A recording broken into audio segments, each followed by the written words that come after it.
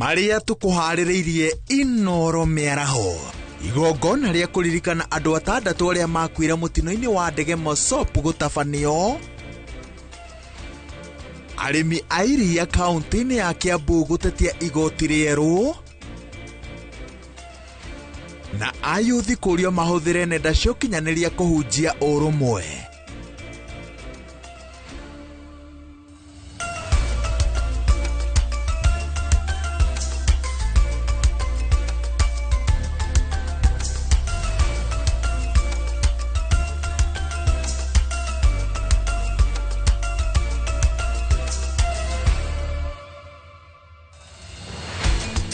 Kuma kariko ka Gatundu nginya kariko ga Kirinyaga, Muthara nginya Ruthara, na haria hothe uramukira umemerekia wa Inoro TV.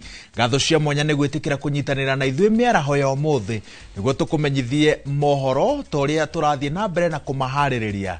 Njĩtagwo Wawerũ wa Nyambura.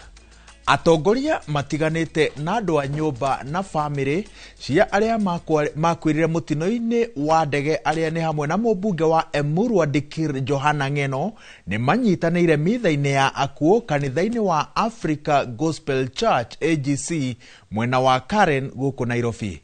Munini wa President Kithure Kindiki atongoretie atongoria aingĩ kũririkana Ng'eno ta mũtongoria ũrarĩ na kĩoneki kĩnene kũrĩ bũrũri. Kahinda-inĩ gaka ũrĩa ũrarĩria kĩũngano gĩkĩ kĩa acakai nĩ mũtongoria wa kĩama kĩa ODM ũrĩa noe senator wa Siaya Oburu Oginga.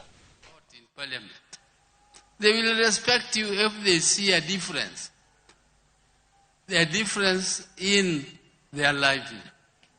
So there are few things which you must do. First, you must learn to know that these people you see, the ministers you see here, they are very important because they hold the public resources which you need to devolve to your people.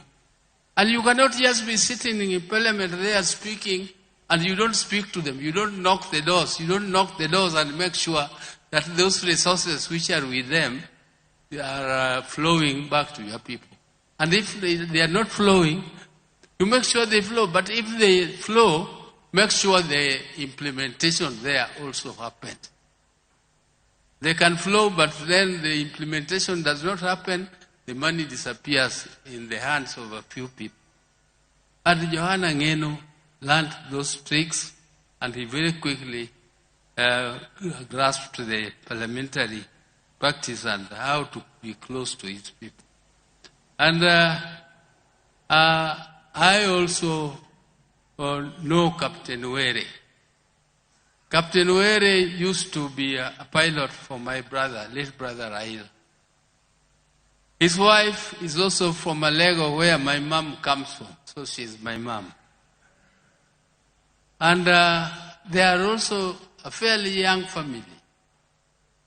But I've seen all these people who have lost, whom we have lost. Most of them are very young. And I know that because Ng'eno was the politician there, it is Ng'eno's name which is coming up very prominently. But I can assure you, all these people are having a lot of pain in losing their beloved ones. But the one of Ng'eno, I know politicians are going to now start talking about some ill motive, or there is some motive behind his death. If the politicians who have very little agenda, they always want to read some malice in the death of a politician, any politician who died. But a politician is also a human being like all human beings. You can have an accident. You can die in just a normal accident like everybody else. Please don't read malice in the death of our brother Ng'eno. He has died like everybody else can die, and we want the Almighty God to put their souls in eternal peace, all of them. And I want to or finish there by bringing the condolences of my family, the ODM fraternity, and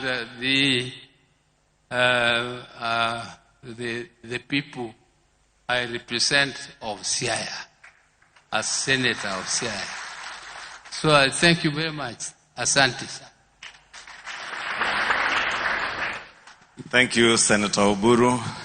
Mrs. Ng'eno, I told you at home on Monday that in the first term of Parliament, a number of us were harassing Johanna because he was then a senior bachelor to get married. The person who led in that harassment was Senator Oburu, because we served with Senator Oburu and Johanna in the Public Investments Committee. And every time we'd go for a retreat to Mombasa for report writing, Senator Oburu would have his younger family, his younger wife, and he would tell Johanna, wewe kijana yangu, unaona mimi nimekuja na mimi ni 2-star general, fanya bidii. So Senator Oburu, thank you for the pressure you helped us to put on Johanna, because eventually, as you have read in 2018, he tied the knot with the love of his life. Na inoi ntutu here. I want to invite Senator and Cabinet Secretary Murkomen to introduce the CSs here present, give you a brief condolences, then you will invite for us the Speaker of the Senate.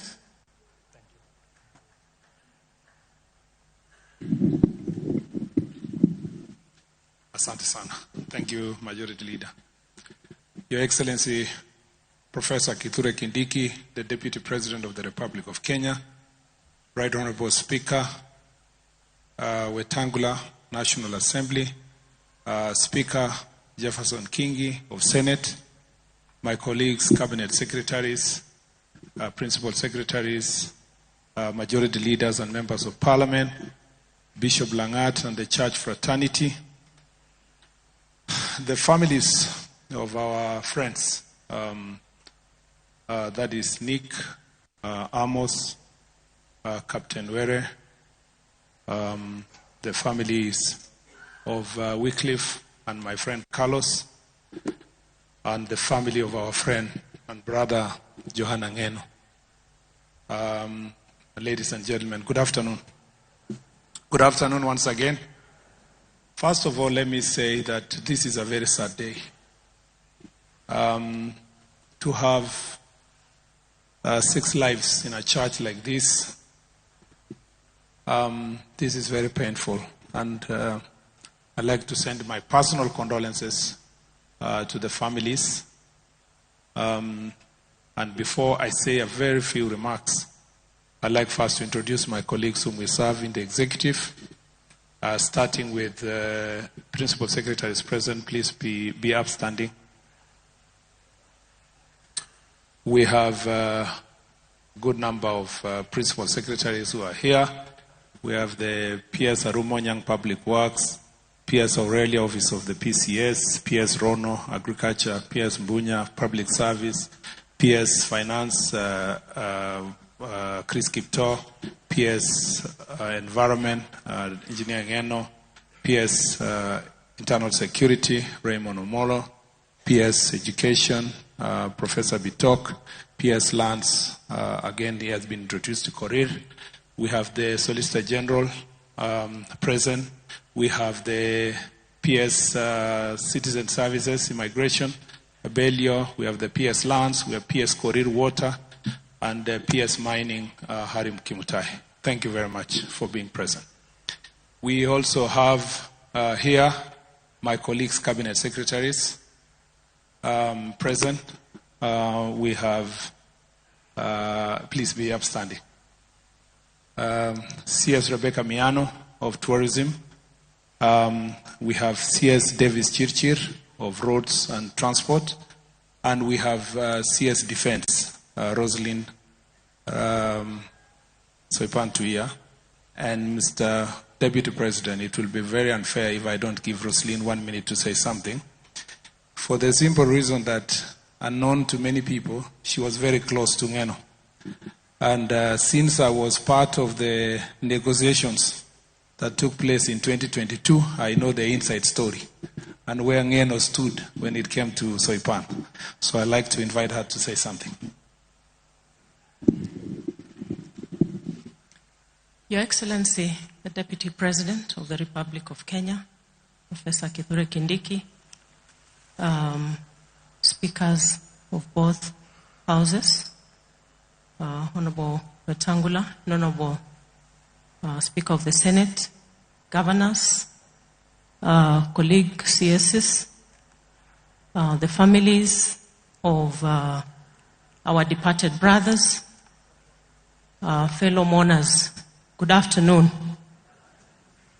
I would like to, on my own personal behalf, on behalf of my family, and on behalf of the Ministry of Defense, I would like to pass my very sincere condolences to the families, friends, relatives, and many Kenyans who are mourning today for the loss of our brothers, Wycliffe, Carlos, Honorable Ng'eno, Lieutenant Colonel retired Were, Amos, and Nicholas.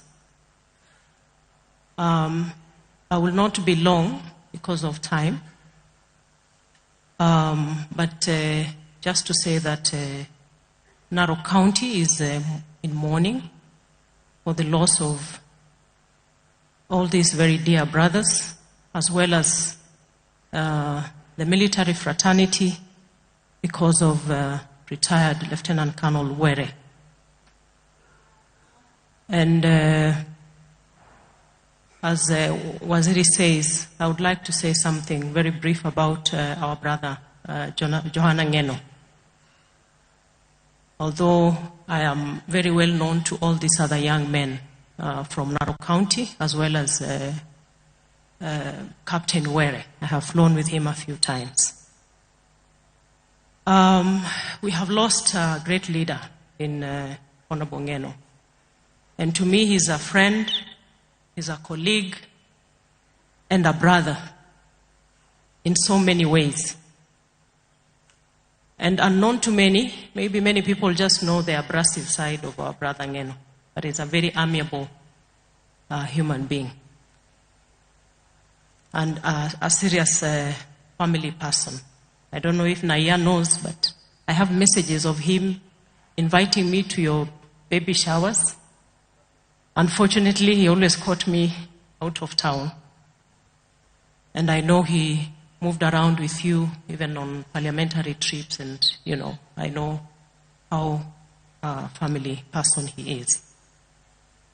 And in his politics, we got elected into parliament in 2013. And for those who know how unceremoniously I got into politics, Johanna Ng'eno played a big role. I think he used to sympathize with this tiny young girl, and he used to pull a lot of big crowds. So part of the ways I got known within 2 months of campaigning was joyriding in his big crowds and getting known to the people of Narok County. He was very supportive all through our political career. And even on days when sometimes he would declare people persona non grata in Emurua Dikir, as I know the leaders of majority did not say much of the 2022 campaigns. They were tough. Honorable Ishungwa and Aaron, you know, there were days when you could not get into Emurua Dikir. But 2017. But he always supported me all along. And when I vied for governorship in 2022, he always called me my governor,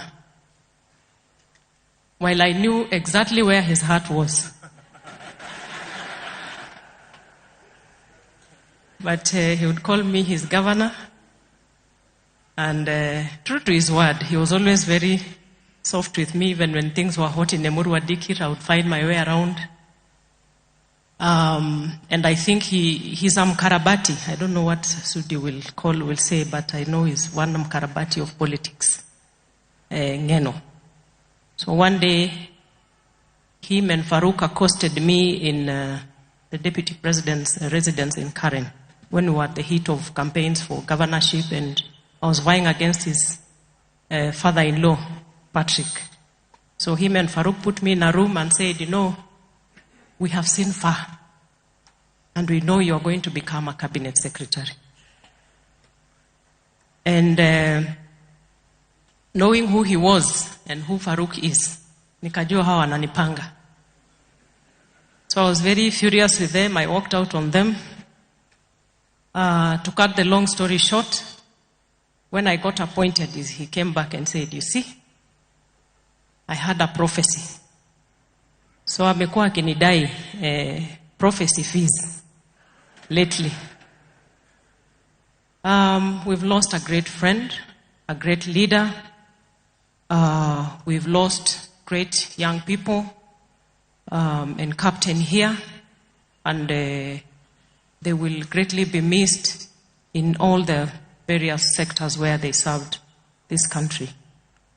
And finally, when I saw the accident victims, when it started circulating on social media, and I saw, very unfortunately, our brother as being one of them, and Carlos being in the same aircraft, I got confused because I know where they stood politically. But like we are told, it is not that serious.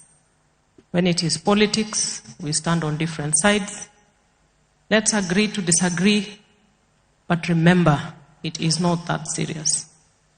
We have to hold our country together.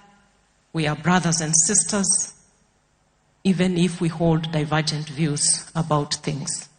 And that is the same thing that we need to understand at this point going forward.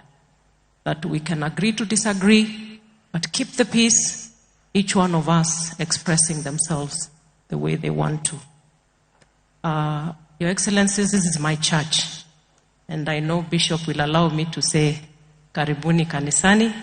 Thank you for coming to mourn with Narok County, with the family of our brother Colonel Were and the entire country. To all the families, may the Lord comfort you, and we are going to stand together as we afford a befitting send-off to each and every one of our brothers. The Lord bless you all. Thank you. I will be very brief, Your Excellency. First, let me say, like many colleagues have said here, I joined politics the same time, or I was elected to Parliament the same time with Honorable Johanna Ng'eno in 2013. And you all know he came in KNC. He stuck on that side in 2017 when he moved to Kanu. And like many of our colleagues, including Ichungu, have said, that we were always on the opposite side for a long time until after 2017. How I became a friend to Carlos was actually because we were campaigning against Ng'eno. And in that campaign, what was extremely interesting is that we would go there and say, Tupigie kura Jubilee, we do what we needed to do. When we came back to Nairobi, he never took offense. Ng'eno never took any offense. He used to say, you people don't know those people. Those are my people. I have come from very far. I actually used to say I created a constituency and that nothing will change. He kept a very good spirit as a politician, a person who is able to fight during the day and negotiate at night. He knew when to compete with colleagues and when to negotiate with them. And we had later a very good relationship that grew over time. The more I stayed close to Ng'eno, I felt like he was a very underrated leader, extremely underrated. In fact, for a person who went to Maseno School and did his first degree out of the country in Kiev, and then had a second degree here with another master's degree, he was the kind of person that I think all of us assumed because of his style of politics and the way he mingled with the people in Emurua Dikir and the way he never threw the card of his academic achievements all over, we actually underrated his intellect and his capabilities. It's until you sit down with him and engage him that you realize that he had a certain depth in terms of intellect, knowledge, and appreciation of issues. Number two, I don't know if there's something like that, Bishop will tell me. Ng'eno was quietly and deeply a religious man. And that is another contradiction. For some of us who went to Sunday school and grew up in pastors' families, it used to fascinate me how in his public speeches he had the capabilities to speak about verses in the Bible often and relate it with his political journey. And he really used to quote those deep verses, and the interpretations would indicate a person who had an appreciation of theology, an appreciation of the Bible and Christianity. No wonder every of his example he used to give was always about heaven, a new land. I think it's because also of the challenges he used to face in Narok, Transmara, Emurua Dikir, on the challenges he went through. It was always, figuratively, he always used to tell his people there is a better land to go to. His favorite song was Kalenjin hymn songs 100. And I've heard him sing many times. Mieme nekararan misi nekikere amukayanet si kosjobwe korona tabara kipsengwe tungi boy.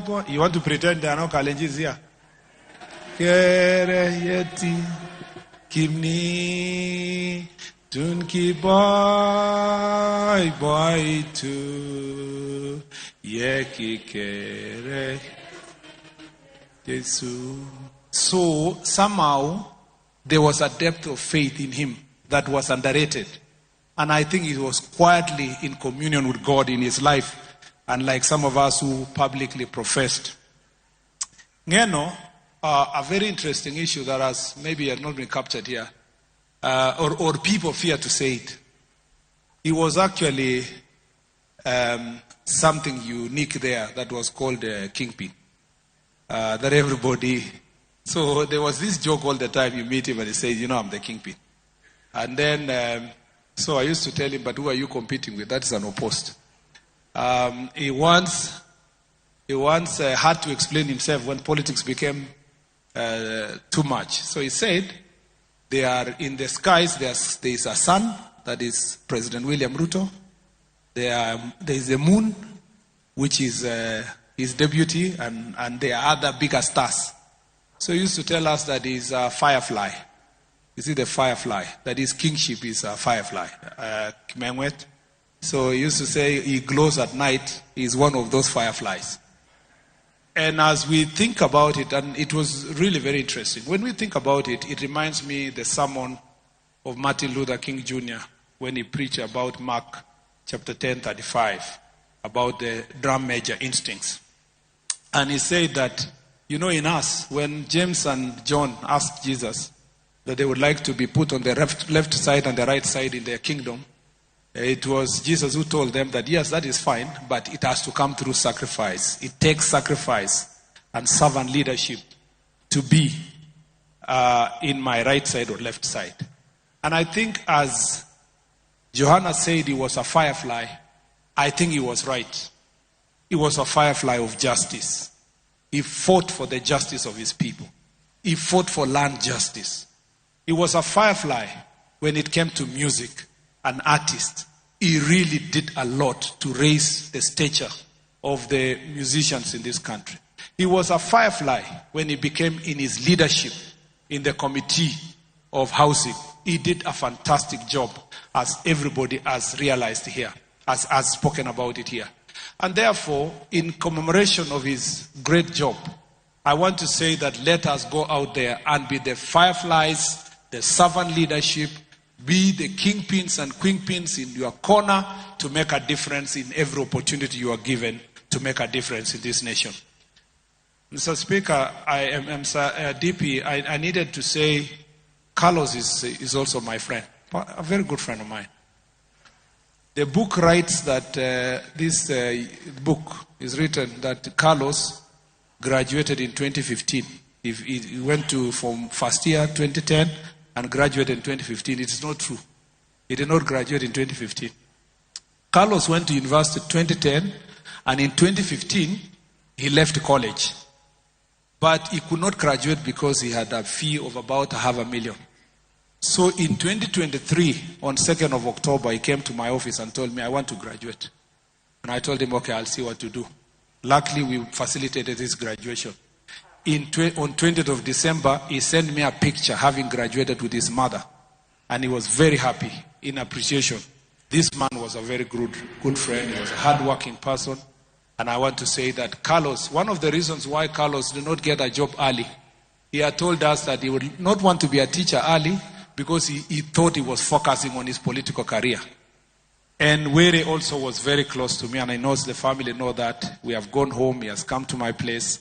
And I must say that on behalf of all of us who are in the executive, we want to pray for these families. We will support you. His Excellency the President directed our ministry to do some work on his behalf, and we have done so to facilitate food in the home, to facilitate the tents, and to facilitate also many other arrangements that His Excellency the President said that all those people who come there must be fed and must be appreciated for the support they continue to give their Member of Parliament and the families that are present with us. I wish you God's grace. May the souls of all these great gentlemen rest in eternal peace. It is now my greatest pleasure and duty to invite my speaker, who was my speaker for a few months before I left Senate, Speaker Amason Jeva Kingi.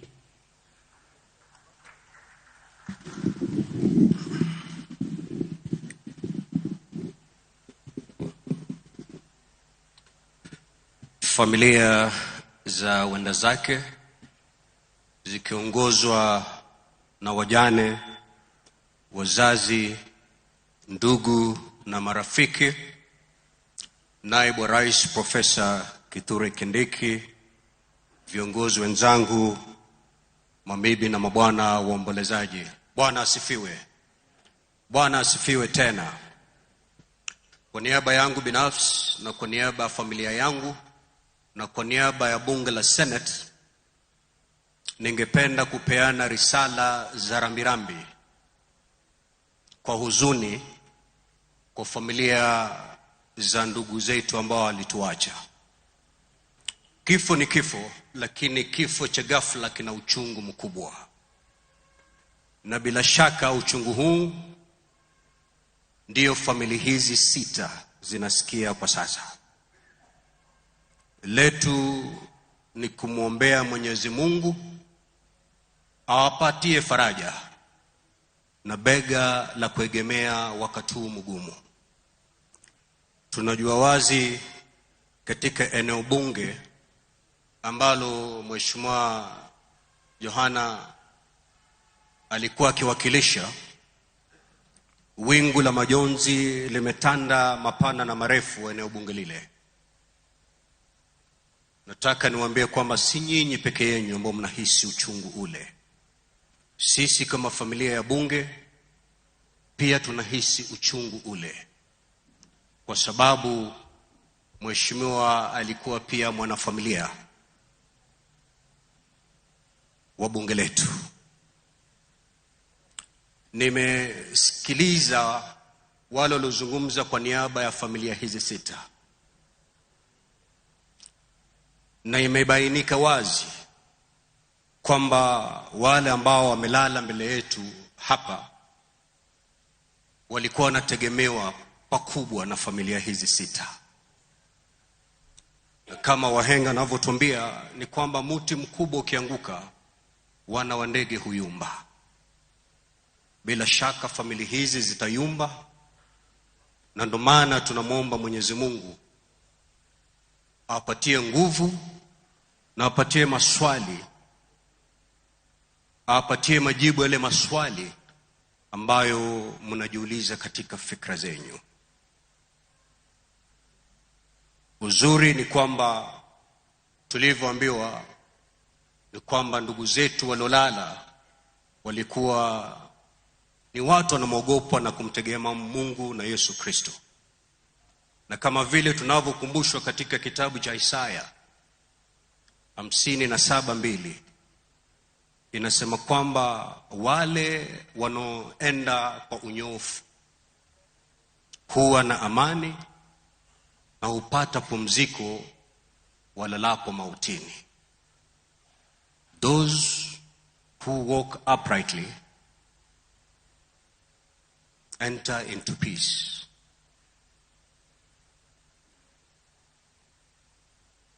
They find peace as they lie in death. Tunaombea ndugu zetu waliotuacha kwamba Mwenyezi Mungu apokee roho zao na zihifadhi pahala pema peponi. Kakangu bunge,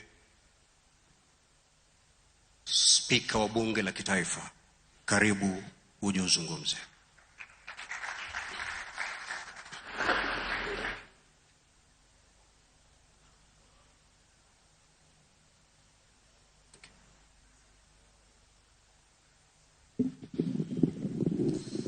Asante sana. Mungu yu mwema na kila wakati.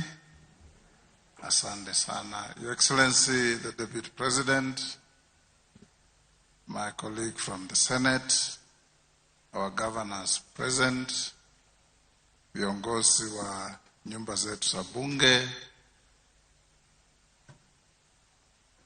familia zilizopoteza wapendwa wao, waheshimiwa mawaziri, waheshimiwa ma-PSs, wabunge wetu na waheshimiwa wananchi. Tumekuja hapa kuomboleza kifo cha hawa mashujaa. Hawa mashujaa ni watu tunajua na ni watu tumefanya kazi na wao.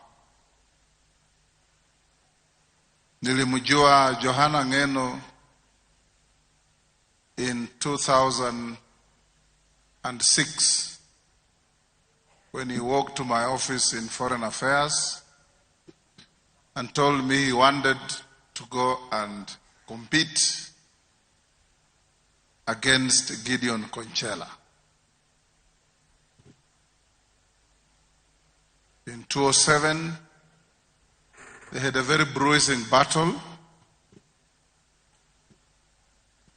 We know what happened there, and in early 2007, 2008, he came and told me, my friend, you gave me some money. I went, I won, but I lost. Said, I won, but I lost, and I understood. And we became very tight friends. He's a man full of life.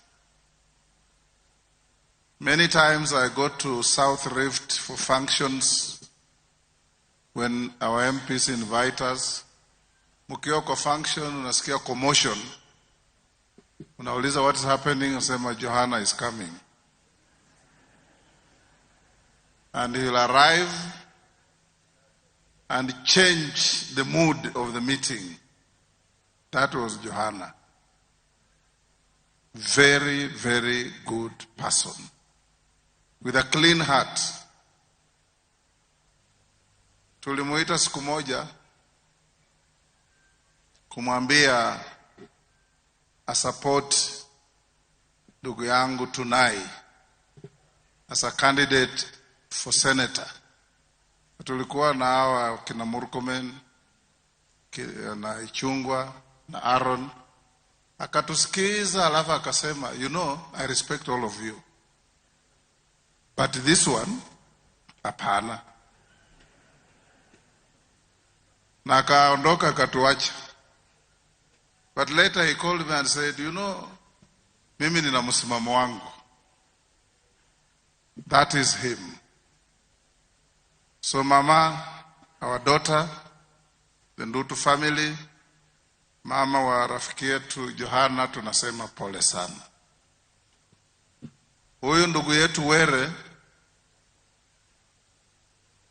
on 22nd of last month, alinibeba mimi na Aaron Cheriot na Faruk Kibet kutoka Narok mpaka Kakamega, akaturudisha Nairobi, na rafiki yetu tumetembea naye sana.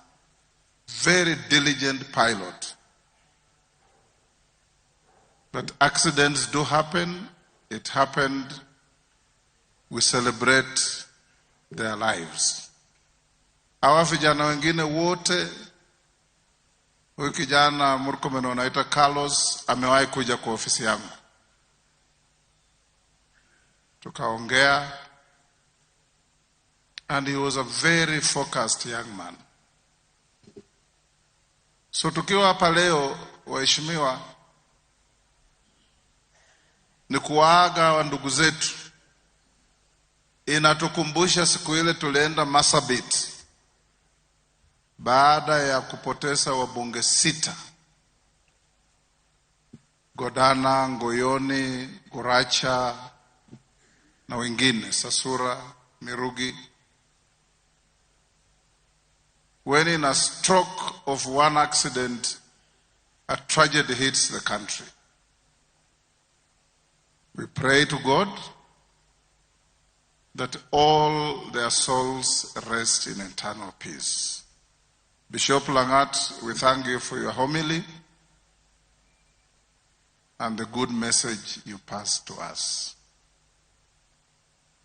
Wabunge wetu wote jana niliwapa time kwa bunge. Pole hamjaongea hapa. I know members of parliament love talking anytime you see an audience. But I gave you time 1.5 hours, and you all paid tribute to your colleagues. And we thank you for taking time to come here. Just to acknowledge you, please, all members of parliament in both houses be upstanding to be acknowledged. The National Assembly and the Senate. This is the big, happy family of parliament that is now sad for losing one of us. Tunawashukuru sana. Friday, tunawaomba twende Emurua Digiri for the final send-off. Thank you. Be seated. Tuko hapa pia na wafanyakazi wetu wa bunge wakiongozwa na karani mkuu. Tafadhali msimame tu tuwa acknowledge. Wengi pengine wako huko nje kwa kazi, lakini clerk wetu Njoroge yuko hapo na wengine. Tunawashukuru sana kwa kuja kuwa nasi. I want to end by saying, like everybody else has said, when there is a tragedy of this nature in our country, it will be good for all of us to appreciate the will of God and not assign malice where it is not necessary. I have no doubt that Pilot Were was an astute airman and cannot have endangered his own life. This was an accident, and we hope the aviation authorities will look at the aircraft and its remains and see how corrective measures mechanically can be done in the future to avoid similar happenings. Because those of us who have flown with Captain Were, Aaron, you remember how he was navigating around clouds in Kisii area, in Kericho, to get us to where we are going. An extremely careful pilot. And for Johanna Ng'eno and the people of Emurua Digiri, you've lost a leader. All politics are local, and he knew what local politics of this area meant. We went there to campaign many times, and you could see a man truly connected with his people. You could see a man who his people listened to, and you could see a man who his people appreciated. One time he came to see me, and I told him, there's a book I read where there's a character called Johanna Ng'eno. He laughed and said, mimi si ule Johanna wa kitabu, mimi ni Johanna mwerefu, na wa kitabu ni Johanna Ng'eno. Then he said, hao watu ya Kipsigis wameniambia mimi nikuwe kingpin. Unaonaje? Nikasema sasa hiyo enda sungumuza na Cheriot Aaron na wengine. Wakikubali sawa. At any one time as I finish, an individual stands up in a generation and distinguishes himself above the rest, takes courage, speaks courageously, leads with vision, and speaks for everybody. No wonder the bishop said this was Kipkaliakones incarnate, because we served with Kipkaliakones and he knew how to tell you things as they were. Strangely, Bishop, the two heroes have died under similar circumstances. But when tragedy strikes, we withdraw back, thank God, praise God, like Job in the Bible. After losing each and every asset he had and his children, he said, I still believe you are a good God. And God remains a good God. God has never suffered from memory loss. He will always look after the widows and the orphans that our brothers have left. Allow me now to invite the Deputy President of the Republic to come and pay his tribute, and members of Parliament who are here at the houses are sitting, and we encourage you as soon as we are done to cascade quickly to Parliament so that we don't have any quorum hitches. Thank you, and may God bless you. Asante Mheshimiwa Speaker, naomba tuketi. God is good all the time. Asante sana. Familia za wenzetu ambao wametuacha na viongozi wa kanisa pamoja na viongozi wa kitaifa, nachukua nafasi hii pia kusema pole. I want to take this opportunity to say a big pole. The 6 families who have lost our brothers who are lying in front of us, in front of me. The country has lost a lawmaker, a representative of the people, and a lawyer. The country has lost a pilot who served our nation as a photojournalist, a teacher, and a young security officer. The country has lost our brothers in an accident, and we are praying that God will help us so that we prevent more deaths, whether in road accidents, air accidents, or any other death that we can prevent. I have listened to the tributes by family members of our brothers here, our late brothers, and they were all good men. Some older men, others younger men, but they were all good men. Everyone doing something for our country, contributing to our country's progress. And the Bible encourages us in Revelation chapter 14, verse 13, that blessed are those who die in the Lord. Blessed are those who die well and with good reputation, because they rest from the labors of this world, and their good deeds follow them. Heri wale ambao wanakufa katika Bwana, kwa sababu wanapumzika kutoka kazi ngumu za dunia hii, na matendo yao mazuri yanawafuata katika mapumziko. So we are very proud of our brothers here, and we pray for strength for the families. His Excellency the President has already reached out to support all the families, and he is going also to be with us on Friday.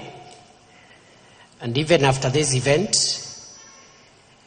he had asked me to request Patrick, my brother Governor Tutu, there to pass the message on behalf of the President, because of another assignment I'll be doing after this service.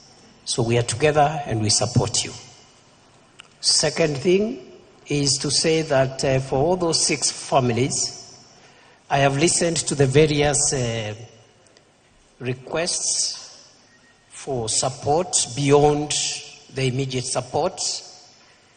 The request by my brother Patrick on Mwalimu, because we have another qualified person from the same family. I want to undertake on behalf of government that it is going to be done as requested. I've also discussed with my brother, Governor Patrick, and we have agreed that because he is the governor from where the majority of these brothers came from, he's going to coordinate so that for each family, whatever requests that are there for each family, Governor Patrick will coordinate, and then they will bring them to me. We are able as government to support all the families to make sure that we don't abandon them because of the departure of their loved ones. And I know, for example, there's a young officer who has died, who was a security officer protecting our brother Ng'eno. We'll find ways of supporting that family to get somebody else. I am told there's a widow somewhere with many children and has lost one of the sons who was the only person there. We'll see how to support that family. So, Governor Patrick, we have agreed, my brother, do the job. In the next few days, bring the request, and we are going to support all the 6 families. Kwa hivyo, I think we are in this place, very, very, very painful moment. And I also knew the Honorable Johanna Ng'eno quite a lot. We didn't agree in many things, but he was a very, very good friend of mine. We agreed on all the ideas and vision that he had for the people of the Dukil. But we always discussed about the methodology of getting those things done. So I want to agree with those who say that many people may have underrated the intelligence, wit, and the leadership capabilities of Johanna Ng'eno. I agree fully. I have engaged him. He's a solid professional, a very visionary leader, and a person who knew how to combine strength that a leader requires to lead and the soft issues of life. How he combined his very strong character as a very strong defender of his people, sometimes very abrasive. But he would combine that with his very easy laughter. Many times when he was off duty, when he was not doing the rough politics of Emuru Dikirr and Narok County. So he advised me. We did 2 events recently with him, one in Emuru Dikirr, another one in Kilgoris, just a few months ago. And let me just say this one. And then he said, not just to me, but to the congregation. We were doing some event for 20 churches. And he came and he told me in front of the people, Mr. Deputy President, if you want to succeed, you must stand behind President Ruto and support him to deliver for Kenya. So if anybody had any doubt that the late Johanna Ng'eno was a friend, supporter of the president, that doubt should be removed today through the witness statement that I am providing before this congregation. He said loudly and boldly that according to the Kalenjin and Maasai culture, because he's married in the Maasai community and he's from the Kalenjin culture, he said, kwa mila ya Wakalenjin na Wamasai, wako na msemo ya kwamba mguu wa nyuma wa ng'ombe unakanyanga mahali mguu wa mbele umekanyanga. And therefore, as Deputy President, you must support the President in exact and accurate way. Vile ng'ombe ikikanyanga mguu wa mbele, mguu wa nyuma unakanyanga the same spot. So that his vision, the vision of the President, becomes your vision. His agenda becomes your agenda. He even went ahead and said, his people becomes your people. And everything the president aspires to do becomes your aspiration. So that was Johanna Ng'eno. And therefore, I have lost a brother and a friend to many people who are here. The final thing that I want to say, so that we hand over the program back to the church, is to assure the people of Emuru Dikirr, the people of Narok, that in honor of the late Johanna Ng'eno, who has served his constituents for 3 consecutive terms, all the ideals that the late Johanna Ng'eno had for Emuru Dikirr and for the people of Narok will be honored. And the government will make sure that we will balance the interest of the communities in Emuru Dikirr and in Narok and provide a sustainable, long-lasting, win-win solution that balances environmental conservation with also the interest of the population in that area. It is not one against the other. You can have the protection of the Mau ecosystem and at the same time grant land rights to the genuine people who have found their home in Emuru Dikirr constituency. So in honor of Johanna Ng'eno, the government will work out a program which is already on course to balance the environmental interest with the interest of the communities, because Johanna Ng'eno believed in peaceful coexistence, he believed in justice and equity, and he believed that everyone deserves justice, and he fought for all the communities that were in his constituency and in Narok County. Kwa hivyo tumeshukuru sana vile Mungu ametuwezesha kuwa na hafla hii.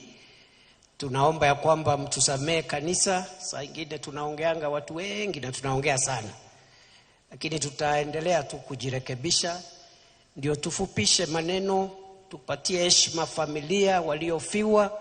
Tuko na nafasi nyingi sana ya kuongea outside some of these very personal events like funerals and weddings, which are quite personal to the family. So we are growing. We are trying to moderate ourselves, and in the future we will have shorter events so that the family can have ample time to grieve and to feel comforted. Mimi ndio nimesema nimefanya makosa, sio nyinyi. I see some of the politicians are looking at me as if I've accused them of anything. I've not accused anybody. I'm just saying let's try going forward to be a bit more measured and to respect events like these ones where we have grieving families and people who have been affected by the loss of their loved ones. Kwa hayo mengi, nawashukuru sana. I wish you all the best. You have my personal commitment. You have the commitment of President William Ruto and the government of Kenya to support all the 6 families in the manner in which I've explained. Asanteni sana.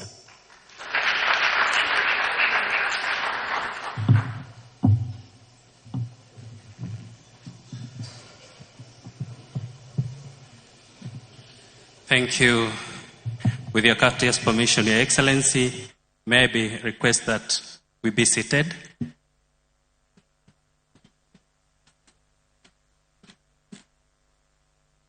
With your courteous permission, Your Excellency, before I invite Reverend for benediction, allow me to give the exit protocol.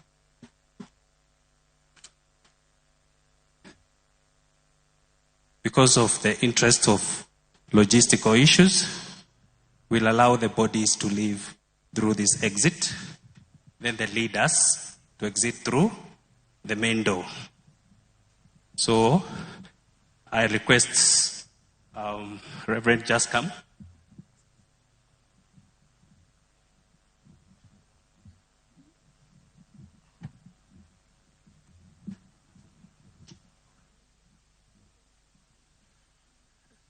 Okay, let's stand where you are. We'd like to pray as we end our service. Ninawaomba.